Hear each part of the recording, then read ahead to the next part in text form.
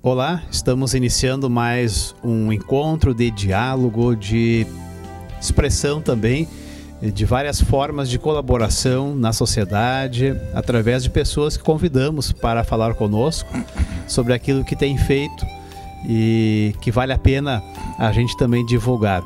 Hoje nós temos a oportunidade de conversar com Oscar Daniele, que atualmente é uma pessoa que está se dedicando após o seu tempo de serviço em vários órgãos públicos a nível estadual, federal, entidades também privadas, e também uma pessoa que tem se dedicado muito como voluntário em entidades, organizações aqui na nossa cidade, nossa região.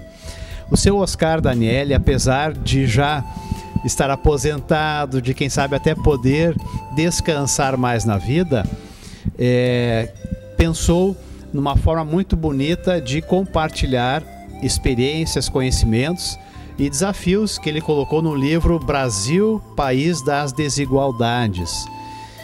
Seu Oscar, muito obrigado por aceitar o convite de vir aqui no programa Castelo Forte. Desde já lhe parabenizo por ter essa iniciativa e certamente muito trabalho para escrever este livro, onde o senhor deseja colocar experiências e também vários desafios visando um país, um estado um pouco melhor para todas as pessoas. Seu Oscar, como é que surgiu essa ideia de escrever este livro, Brasil, País das Desigualdades? Tudo bem com o senhor? Tudo bem. Em primeiro lugar, muito obrigado pelo convite. Estou satisfeito em poder divulgar o livro, falar sobre assuntos da atualidade, problemas que estão ocorrendo no dia a dia, que a gente assiste, infelizmente. São muitos problemas políticos, econômicos atualmente, né? E esse livro surgiu, a ideia surgiu inicialmente, praticamente não no começo da minha vida como servidor público, mas no decorrer das minhas atividades no serviço público, eu fui percebendo que havia coisas erradas dentro das organizações, que havia excesso de direitos, que eu considero privilégios no serviço público, onde eu atuava. Que comparando com a iniciativa privada, isso faz com que a máquina pública se torne muito pesada para os governos prestarem os serviços que a população tem direito pelos impostos que é obrigada a pagar. E dentro disso aí, dessa realidade, eu fui percebendo, eu fui tentando, dentro das minhas atividades, junto aos colegas, tentando, digamos, modificar o status quo, fazer com que se voltasse mais para o bem comum e menos para os interesses corporativos, né? Mas aí eu fui percebendo que eu era um peixe fora d'água, que não adiantava eu querer bater de frente e batalhar. Então eu fui aceitando, convivendo com a realidade, mas sempre pensando, não, isso aí tem que mudar, porque a população precisa de saúde, assistência, enfim, todas as demandas que ela precisa, né? E os impostos são altos.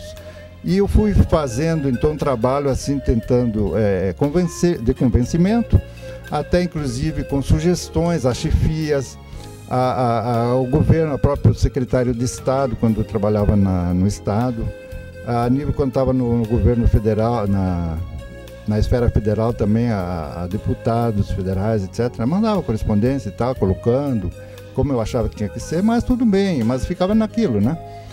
E aí o tempo foi correndo, aí eu fui escrevendo, com aquelas matérias que eu fui escrevendo, eu fui guardando, inclusive no Jornal Informativo do Vale, na época, eu escrevia, quando o pessoal fazia greve, eu escrevia para combater, para dizer que não se devia fazer greve e tal, e aí eu ficava meio que, né, me olhavam de lado, né, esse cara aí não é dos nossos, esse cara é um perigo, essas coisas, né, mas eu tudo numa boa, sem confronto, sem nada.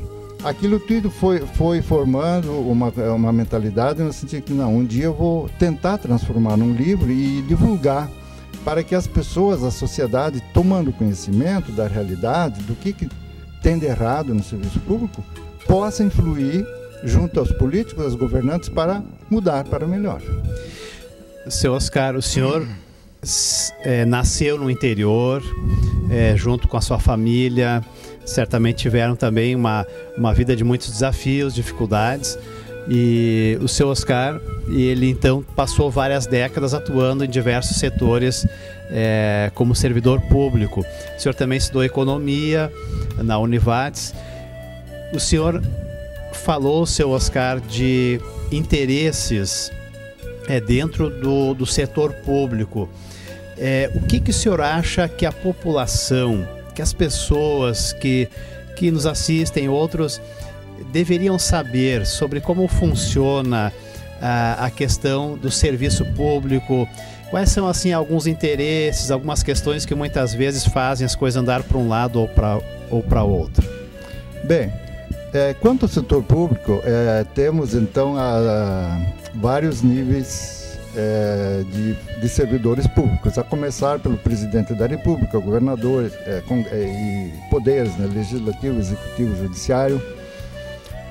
E o que eu estou percebendo, fazendo uma análise mais geral a respeito da sua pergunta, então eu diria que a nível de governos, de políticos, a sociedade, digamos, ela está, digamos assim, como que favorecida naquilo que ela tem de interesses atualmente, tendo em vista que está mudando o paradigma no trato da coisa pública. A partir do mensalão, das condenações que houve por aqueles atos ilícitos praticados pelos governantes políticos e empresários da época, e agora com a Operação Lava Jato, que estão indo bastante fundo, né? E com o apoio da sociedade, da imprensa e tudo mais, está se conseguindo mudar para melhor. Mas isso ali é um processo gradual, não é de uma hora para outra. Tem que continuar nessa visão, a sociedade tem que continuar pressionando e lutando, e a mídia em cima, para que as coisas efetivamente aconteçam, para que as condenações sejam aplicadas, que as pessoas que erraram paguem pelo que fizeram, e aí seguir em frente nessa direção. Isso nos escalões superiores. Como eu trabalhei no serviço público em escalões inferiores, também tem coisas erradas, que não estão sendo atualmente, não estão no auge da mídia, etc., né? Mas que, na verdade, também contribuem muito para que a máquina pública seja tão pesada, para que nós tenhamos que pagar tantos impostos e que os serviços sejam tão precários. Esse peso da máquina pública foi porque foi dado, na minha visão, muitos direitos às pessoas de um modo geral. A nossa Constituição Federal, depois a estadual, leis, etc., que se seguiram, permitiram que houvesse muita pressão junto aos legisladores, no sentido de criarem leis favorecendo castas, favorecendo corporações, e que está lá escrito, por exemplo, coisas que são incompatíveis com a nossa realidade, que é dinheiro gasto que poderia ser melhor aplicado pelos governos em benefício da população. Vou lhe citar um exemplo bem curtinho que diz respeito a mim. Eu estou falando isso porque eu me incluo, inclusive, entre os privilegiados do serviço público, tá?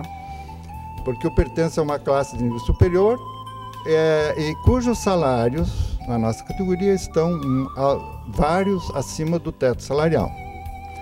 Assim como outras categorias dentro do serviço público, também estão acima do teto salarial. Então, o que aconteceu, por exemplo, em janeiro de 2015, quando assumiu o governo Sartori aqui no Rio Grande do Sul?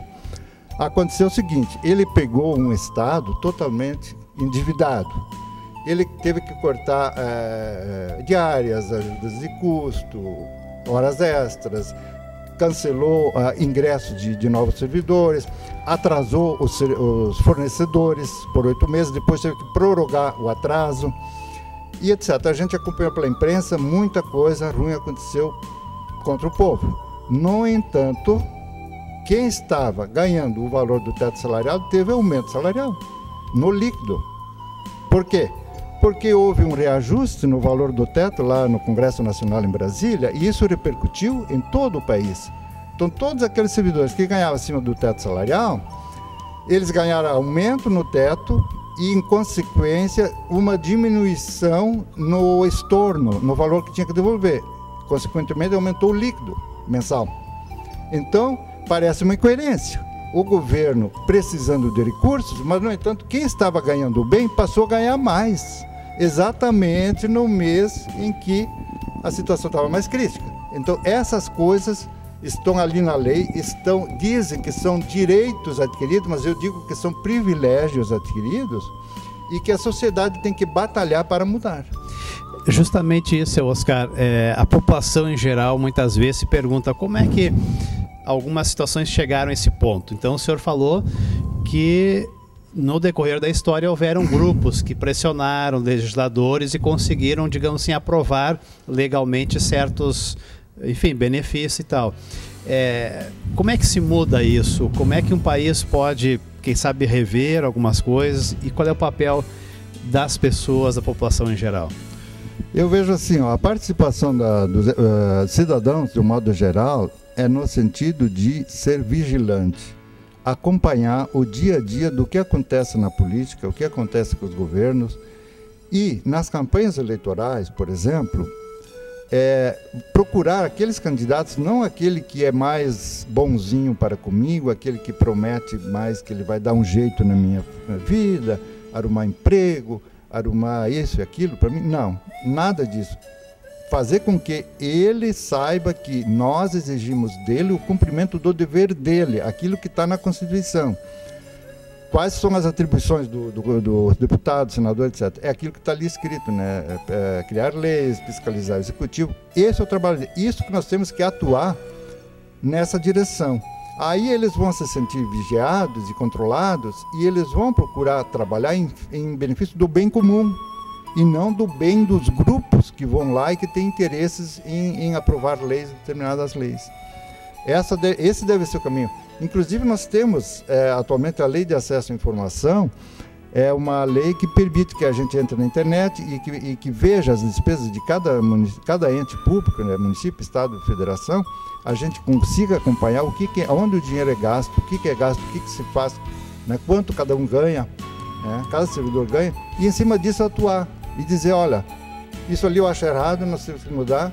E à medida que nós formos formar essa consciência em prol do bem comum, nós, os representantes, também, automaticamente, acredito, vão, para eles se reeleger na próxima eleição, eles vão ter que atender aquilo que o povo vai estar exigindo deles.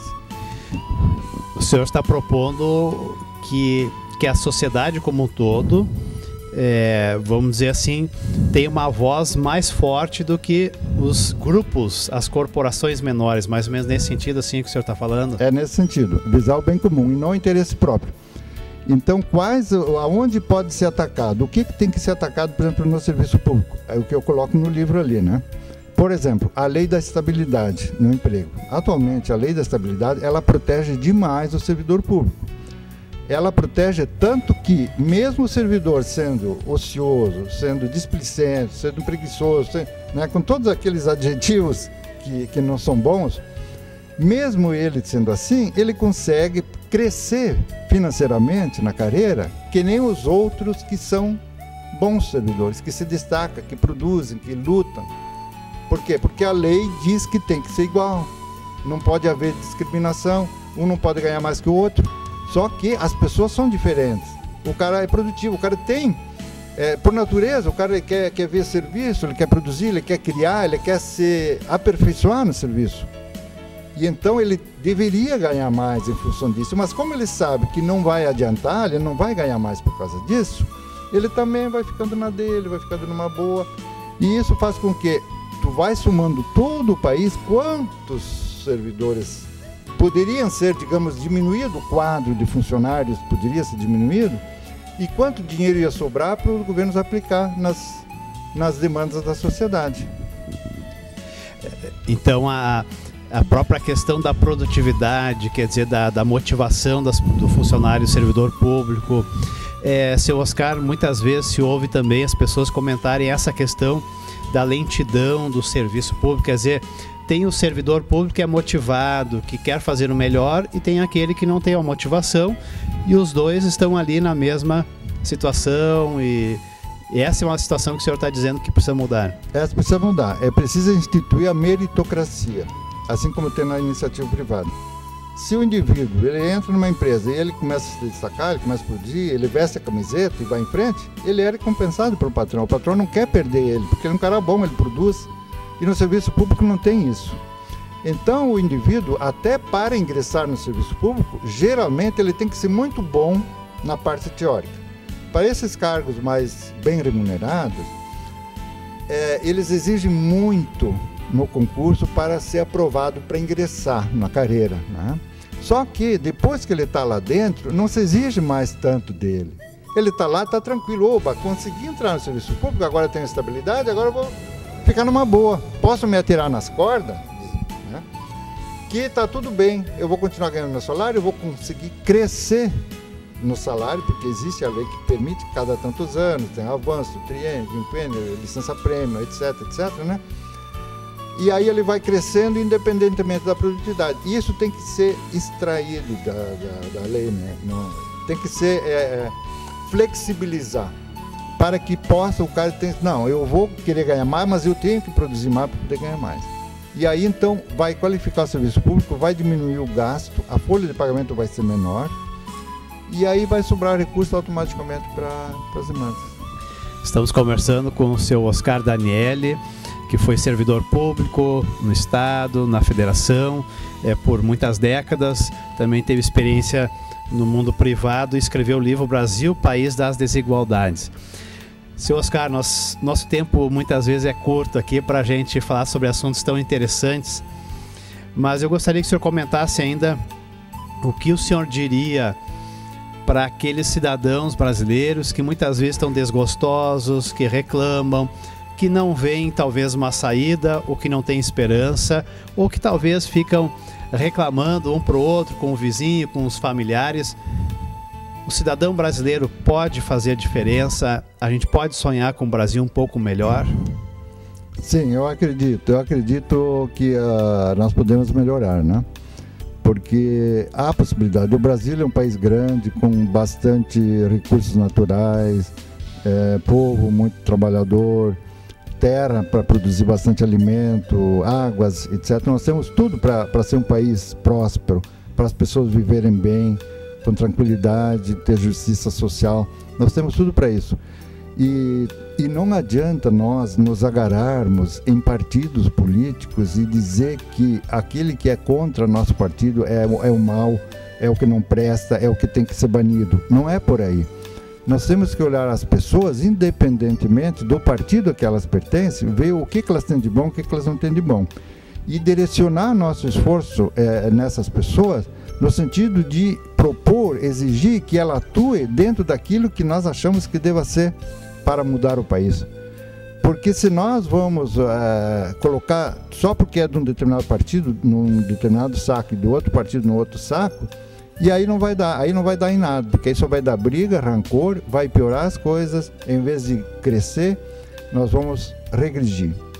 Um exemplo, por exemplo, que toda a minha vida funcional, eu fui contra as greves, os protestos, as passadas, sempre, nunca participei de uma greve, embora que seja comum. Então é isso, por que acontecem tantas greves no serviço público, greves prolongadas? Quando que na Europa, Estados Unidos, não dura mais de 3 dias uma greve no serviço público. Não dura mais, porque aí acaba, porque lá está regulamentado. O cara, se não gostou do serviço, cai fora. Vai ter gente que quer o teu emprego. Então, não precisa ficar prejudicando a sociedade, manter o emprego e forçar o governo a dar um aumento.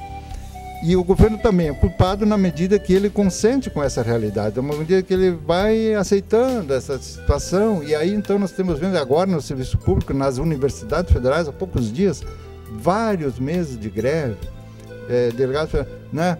Então isso ali é um atraso, isso tudo soma para piorar a situação.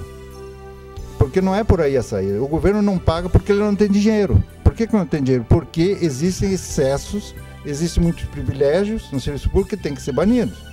E isso é parte da culpa dos próprios servidores que fazem parte das corporações e que lutam para que se mantenham esses privilégios que estão aí. Muito bem, seu Oscar, autor de Brasil, País das Desigualdades. Parabéns mais uma vez pelo seu desejo de contribuir com o seu conhecimento, a sua pesquisa, a sua experiência desses anos todos, para que outras pessoas pudessem também refletir sobre sistemas que não são fáceis e talvez até causam algum desconforto em certas pessoas ou grupos. Mas parabéns, que o senhor continue assim também, colaborando aí para um Brasil melhor. Muito obrigado, seu Oscar. Tá, eu agradeço muito a ti, ao programa ali, e estou à disposição para, quando quiser, estou à disposição para divulgar, para ver o que a gente pode fazer de melhor. Dar um pouquinho de si, cada um dando um pouquinho de si, as coisas vão mudar para melhor. Muito bem, obrigado. Eu agradeço.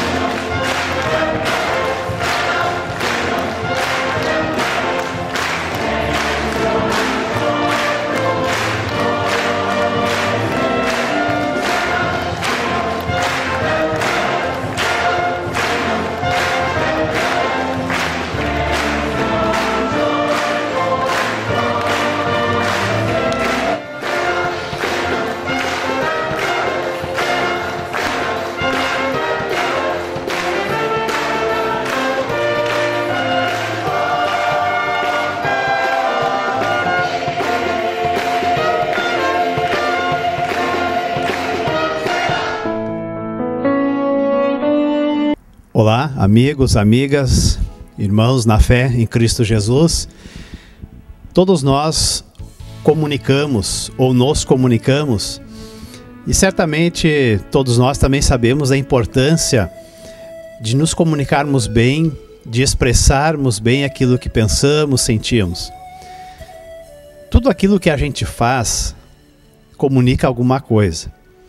Não só as nossas palavras, não só o tom de voz, não só a velocidade da nossa fala, mas também a nossa postura corporal, os nossos gestos, as nossas mãos, o nosso olhar, o nosso rosto, o sorriso ou a falta dele. Nós comunicamos constantemente. Até o nosso jeito de caminhar fala alguma coisa. Nós podemos usar a nossa comunicação para fazermos muita coisa boa.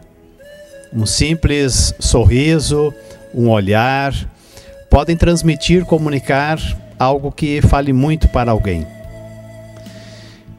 Nós temos um Deus que deseja se comunicar.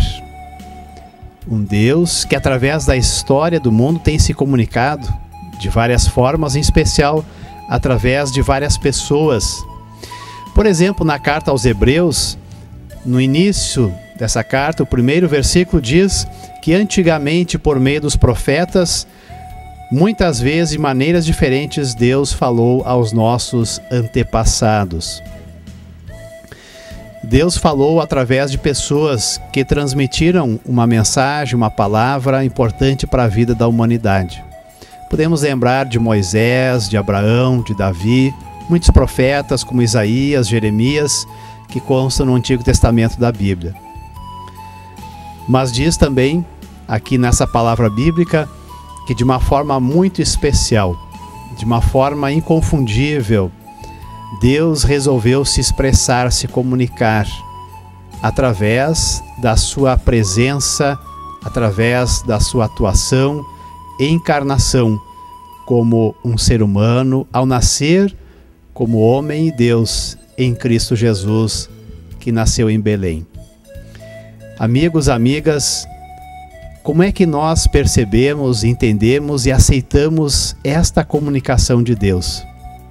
O que Deus nos diz através da sua presença neste mundo, através de Cristo Jesus. Deus quer nos dizer muita coisa, mas em primeiro lugar, é importante nós percebermos que Deus deseja comunicar o quanto Ele se interessa, se importa pela tua vida, pela minha, pela vida de cada um de nós. E vejamos que Deus resolveu se comunicar de uma forma surpreendente. Para muitos, um Deus que vem pequeno, humilde, humano, fraco, servo, pode não comunicar aquilo que imagina-se. Mas Deus resolveu se comunicar através de um filho que se tornou um servo, que veio doar a sua vida em favor de toda a humanidade. Em segundo lugar, também nós queremos lembrar e dizer que esse Deus veio também, como está em Hebreus capítulo 2, dizer que todas as coisas estão debaixo dos seus pés, do seu olhar, do seu controle. Por mais que as notícias, as informações, o mundo ao nosso redor possa nos fazer pensar que o mundo está um caos, que o mundo está totalmente perdido, que essa vida não tem rumo, Deus na sua palavra nos diz, nos comunica, nos dá a promessa de que Ele é o Senhor da história, da nossa vida, desse mundo, desse universo. Portanto, amigos, amigas, vamos nós abrirmos os nossos ouvidos, a nossa mente, vamos permitir que aquilo que Deus nos comunica possa ser bem recebido por nós, possamos também assim colocar a nossa esperança, a nossa reflexão nessas promessas de Deus.